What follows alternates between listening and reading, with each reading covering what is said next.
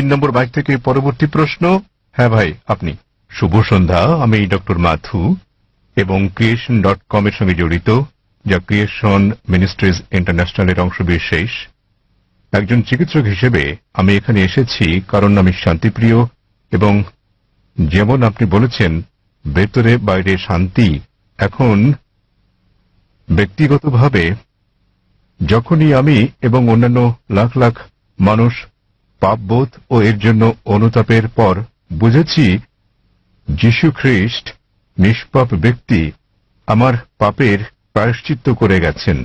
তিনি ক্রুশে করে আমার লজ্জা ও অপরাধ নিয়ে গেছেন এবং আমার জন্য জীবন দিয়ে গেছেন। আর সে কারণেই আমার মনে শান্তি আছে এবং এই শান্তি এমন কিছু যা সমঝোতা এনে দেয়। আমি জানতে চাই আপনি কি আমার এই শান্তি হরণ করতে চান, এমন এক শান্তি যা সমঝোতা আনে? পারবেন এর জবাব দিতে? ধন্যবাদ। ভাই একটা সুন্দর প্রশ্ন করলেন। তিনি ডক্টর ম্যাথু, তার একটা ওয়েবসাইট এবং সংস্থা রয়েছে নাম ক্রিয়েশন। তিনি বললেন যে তিনি শান্তি খুঁজে পেয়েছেন, শান্তি লাভের জন্য এখানে এসেছেন। বললেন যীশু খ্রিস্টের মধ্যে শান্তি খুঁজে পেয়েছেন, তার পাপের জন্য তিনি ক্রুশবিদ্ধ হয়ে মারা গেছেন। তিনি ক্রুশবিদ্ধ হয়ে মারা গেছেন, তাই তিনি আমাকে প্রশ্ন করছেন আমি কি আপনার শান্তি হরণ করতে পছন্দ করি? ভাই আমি কখনো আপনার শান্তি নষ্ট করতে চাই না। আমি আপনার মিথ্যে শান্তি নষ্ট করতে চাই এবং আপনাকে সত্যিকারের শান্তি দিতে চাই। আমি যীশু খ্রিস্টকে তার উপর শান্তি বর্ষিত হোক ভালোবাসি, তাকে শ্রদ্ধা করি এবং সম্মান করি। আমি জানতে চাই আপনিও কি যীশু খ্রিস্টকে ভালোবাসেন কি না। আপনার কাছে আমার একটা প্রশ্ন। জি। আপনি কি একমত? হ্যাঁ। বিশ্বাস করেন যীশু খ্রিস্ট ঈশ্বর? হ্যাঁ। ঠিক আছে ভাই, এবার হয় আপনি সত্যিকারের শান্তি নিন, নয় আমি আপনার শান্তি গ্রহণ করি। ঠিক আছে। যদি আপনার শান্তি প্রকৃত শান্তি হয় আমি আমার শান্তি ছেড়ে দিয়ে আপনার সঙ্গে যোগ দেব। ঠিক আছে। এখন আমাকে বললেন যীশু খ্রিস্ট তারপর শান্তি পরিষদ হোক ঈশ্বর। আমি চ্যালেঞ্জ করছি আপনাকে, পারলে বাইবেলের এমন একটা অনুচ্ছেদ দেখান, স্পষ্ট করে বলা একটা অনুচ্ছেদ দেখান, একটা দ্ব্যর্থহীন ভাবে বলা অনুচ্ছেদ দেখান, যেখানে যীশু খ্রিস্ট তারপর শান্তি পরিষদ হোক নিজে বলেছেন যে আমি ঈশ্বর অথবা আমার উপাসনা করো, তাহলে আমি খ্রিস্টান ধর্ম গ্রহণ করতে রাজি আছি। আপনি বললেন যীশু হলেন ঈশ্বর। মুসলিমদের যতটা সংশ্লিষ্টতা রয়েছে তাতে ইসলাম ধর্ম হচ্ছে একমাত্র খ্রিস্টান ধর্ম বিশ্বাস যাতে যীশু খ্রিস্টকে তার উপর শান্তি বর্ষিত হোক বিশ্বাস করতে বলা হয়েছে। কোন মুসলিমই মুসলিম হতে পারবে না যদি সে যীশু খ্রিস্টকে বিশ্বাস না করে। আমরা বিশ্বাস করি যে তিনি সর্বশক্তিমান ঈশ্বরের অন্যতম সেরা পয়গম্বর ছিলেন। আমরা বিশ্বাস করি যে তিনি মসিহ ছিলেন, মানে খ্রিস্ট ছিলেন। আমরা বিশ্বাস করি তিনি জন্ম নিয়েছিলেন অলৌকিকভাবে, কোন পুরুষের সংস্রব ছাড়াই, যা অনেক আধুনিক খ্রিস্টানই বিশ্বাস করে না। আমরা বিশ্বাস করি যে তিনি ঈশ্বরের অনুমতিক্রমে মৃতকে জীবন দান করেছিলেন। আমরা বিশ্বাস করি যে তিনি ঈশ্বরের অনুমতিতে জন্মান্তর কুষ্ঠরোগীদের সুস্থ করেছিলেন। মুসলিম আর খ্রিস্টানরা এখানে একসঙ্গে চলছি, কিন্তু পার্থক্য আছে। যেমনটা আপনি বললেন যে বেশিরভাগ খ্রিস্টান বিশ্বাস করেন যে যীশু খ্রিস্ট নিজেকে ঈশ্বর দাবি করেছেন। পরিষ্কার করে বলা এমন একটিও উক্তি নেই সম্পূর্ণ বাইবেলে যেখানে যীশু খ্রিস্ট নিজেকে বলেছেন যে আমি ঈশ্বর কিংবা আমার উপাসনা করো। যদি এরকম উক্তি দেখাতে পারেন আমি খ্রিস্ট ধর্ম গ্রহণ করতে প্রস্তুত। যদি তিনি না বলে থাকেন তাহলে কেন আপনারা বিশ্বাস করেন তিনি ঈশ্বর? আর কোথায় যীশু খ্রিস্ট নিজে বলেছেন যে আপনাদের পাপ নিয়ে তিনি ক্রুশবিদ্ধ হয়ে মারা গেছেন? এই শিক্ষাটা হচ্ছে পলের। আপনারা কি পলকে না যীশু খ্রিস্টকে তার উপর শান্তি বর্ষিত হোক অনুসরণ করছেন? বাইবেলের কোথাও নেই। তাই আমার প্রশ্ন হচ্ছে, যখন যীশু খ্রিস্ট কখনো বলেননি যে তিনি ঈশ্বর, তাকে ভালোবাসবেন, আপনাদের সম্মান করা উচিত। তিনি বলেন যখন তাকে জিজ্ঞাসা করা হলো, যা ছিল প্রথম উপদেশ, সেটা উল্লেখ আছে গসপেল অব মার্ক অধ্যায় নম্বর 12 অনুচ্ছেদ নম্বর 29। তিনি বলেন, শোনো হে ইসরায়েলগণ, আমাদের প্রভু ঈশ্বর হলেন এক ঈশ্বর। তিনি পূর্বসূরি মুসা আলাইহিস সালামের বাণীর আক্ষরিক পুনরাবৃত্তি করেন। তাই আমি আপনাকে বলছি, যদি আপনি যীশু খ্রিস্টের বাণীগুলো জেনে থাকেন, যদি আপনি বলেন যে খ্রিস্টান সেই ব্যক্তি যে যীশু খ্রিস্ট বা ঈসা আলাইহিস সালামের উপদেশ অনুসরণ করে, যেমন উল্লেখ রয়েছে বুক অব এফিসিয়েন্স অধ্যায় নম্বর 5 অনুচ্ছেদ নম্বর 18, যে মদ পান করো না। এটা আরো উল্লেখ আছে বুক অব প্রভাবস অধ্যায় নম্বর 20 অনুচ্ছেদ নম্বর 1। মদ হচ্ছে ব্যঙ্গকারী, প্রতারিতরা এটা গ্রহণ করে। আমরা মুসলিমরা মদ পান করি না, কিন্তু অনেক খ্রিস্টানই পান করে। এছাড়াও আমরা মুসলিমরা শুকর মাংস খাই না, যেমন বাইবেলে উল্লেখ আছে বুক অব লেভিটিকাস অধ্যায় নম্বর 11 অনুচ্ছেদ 7 ও 8, বুক অব ডিউটেরোনমি অধ্যায় 14 অনুচ্ছেদ নম্বর 8, বুক অব আইজায়া অধ্যায় নম্বর 65 অনুচ্ছেদ 2 থেকে 5। তোমরা শুকর মাংস খাবে না। আমরা মুসলিমরা শুকর মাংস খাই না, কিন্তু খ্রিস্টানদের বেশিরভাগই খায়। যীশু খ্রিস্টকে তার উপর শান্তি বর্ষিত হোক তার জন্মের 8ম দিনে খতনা করা হয়েছিল। এটা আছে গসপেল অব লুক অধ্যায় নম্বর 2 অনুচ্ছেদ নম্বর 21। আমরা মুসলিমরা খতনা করি, কিন্তু বেশিরভাগ খ্রিস্টানই তা করে না। যদি খ্রিস্টান মানে এটা হয় যে ব্যক্তি যীশু খ্রিস্ট সাল্লাল্লাহু আলাইহি ওয়াসাল্লামের বাণী অনুসরণ করে, তাহলে আমি গর্বের সাথে বলি মুসলিমরা খ্রিস্টানদের চেয়ে অনেক ভালো খ্রিস্টান। তাহলে কোথায় আপনারা যীশু খ্রিস্টের উপদেশ মেনে চলেন আর বলেন যে আপনারা তার উপাসনা করেন? তো ভাই, বাইবেলের এমন একটা অনুচ্ছেদ আপনি উল্লেখ করেন যেখানে যীশু খ্রিস্ট তার নিজের মুখে দ্ব্যর্থহীন ভাষায় বলেছেন যে আমি ঈশ্বর কিংবা আমার উপাসনা করো। ডক্টর জাকির নায়েক, জি ভাই। আমার প্রশ্নটি ছিল শান্তির উপর, এবং আমার সেই শান্তি রয়েছে।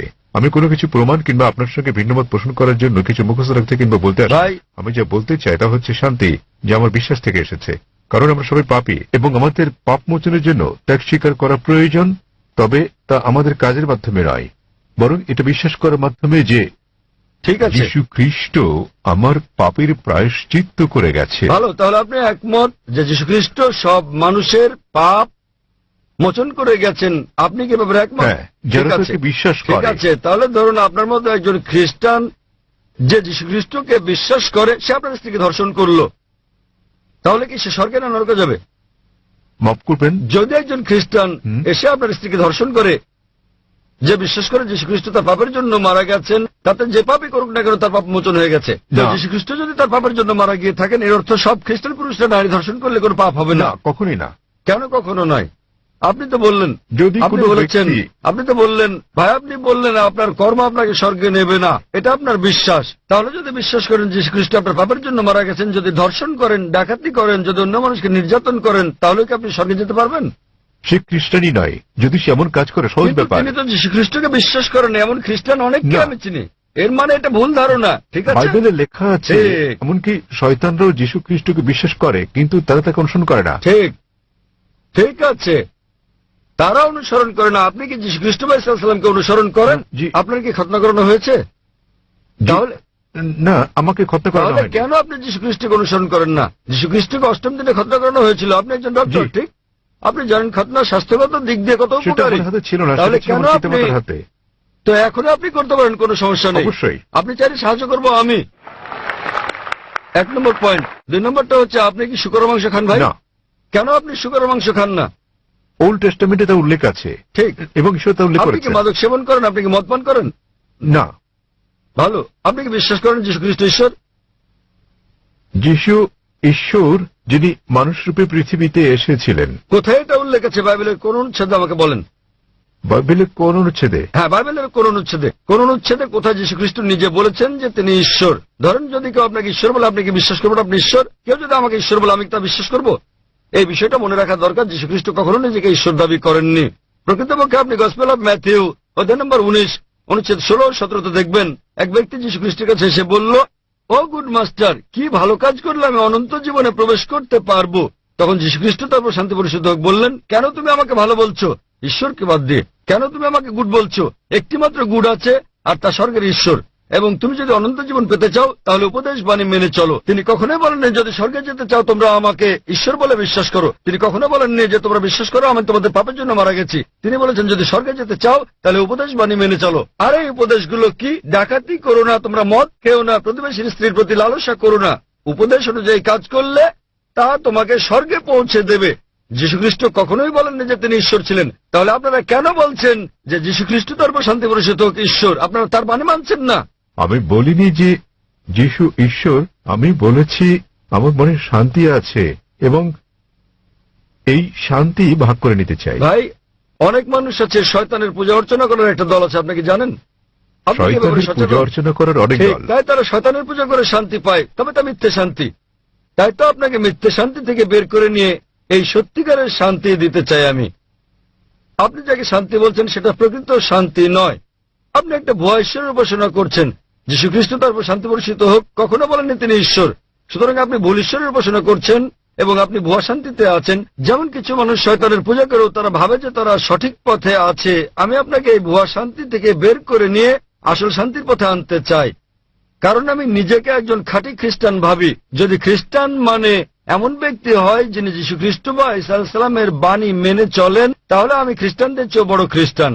আপনি কি জানেন যীশু খ্রিস্ট তারপর শান্তি পরিষদ হোক বলেন গসপেল অফ জন অধ্যায় নম্বর 16 অনুচ্ছেদ 12 থেকে 14, তোমাদেরকে আমার অনেক কিছু বলার আছে, কিন্তু তোমরা এখন তা সহ্য করতে পারবে না। যখন সত্যের আত্মা আসবেন তিনি তোমাদের সত্যের দিকে নিয়ে যাবেন। তিনি তোমাদেরকে ভবিষ্যতে নিদর্শন দেখাবেন, আমাকে গৌরবান্বিত করবেন। যীশু খ্রিস্টের পর কোন নবী ঈসা আলাইহিস সালামকে, যীশু খ্রিস্টকে গৌরবান্বিত করেছেন। তিনি নবী মুহাম্মদ সাল্লাল্লাহু আলাইহি সাল্লাম। তাহলে নবী মুহাম্মদের আগমনের পূর্বাভাস, ভবিষ্যৎবাণী রয়েছে বাইবেলে। এমন অনেক উদ্ধৃতি রয়েছে। আপনার কাছে প্রশ্ন, কেন যীশু খ্রিস্ট বা ঈসা আলাইহিস সালামের নির্দেশগুলো মানেন না এবং কেন নবী মুহাম্মদ সাল্লাল্লাহু সাল্লামকে অনুসরণ করেন না?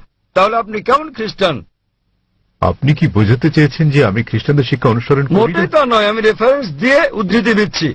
বাড়ি ফিরে গিয়ে আপনি বাইবেল দেখেন রেফারেন্স সহ। আমি সত্যিকারের খ্রিস্টান, আপনি খ্রিস্টান নন।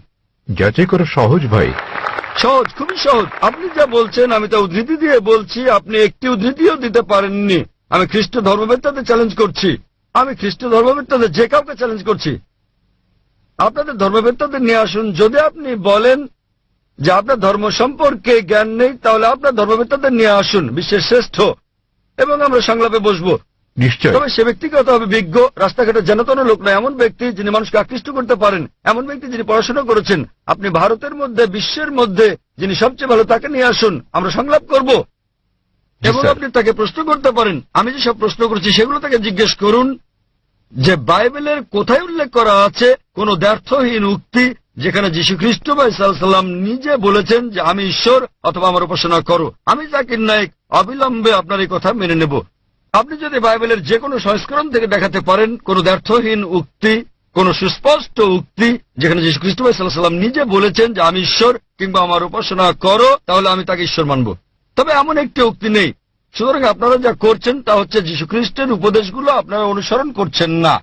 এটা হচ্ছে চার্চের শিক্ষা, যীশু খ্রিস্টের, তার উপর শান্তি বর্ষিত হোক নয়। তাই আমি আপনাকে অনুরোধ করি ভাই, দয়া করে মিথ্যা শান্তি ত্যাগ করুন এবং সত্যিকারের শান্তি গ্রহণ করুন। সত্যিকারের শান্তি হচ্ছে ঈশ্বরের কাছে আত্মসমর্পণ করা। সেই ঈশ্বর যিনি যীশু খ্রিস্ট বা ঈসা আলাইহিস সালামকে সৃষ্টি করেছেন, কোন ভুয়া দেবতা নয়। যীশু খ্রিস্ট বা ঈসা আলাইহিস সালাম ঈশ্বরের একজন পয়গম্বর ছিলেন, ঈশ্বর ছিলেন না। আশা করি উত্তরটা পেয়েছেন।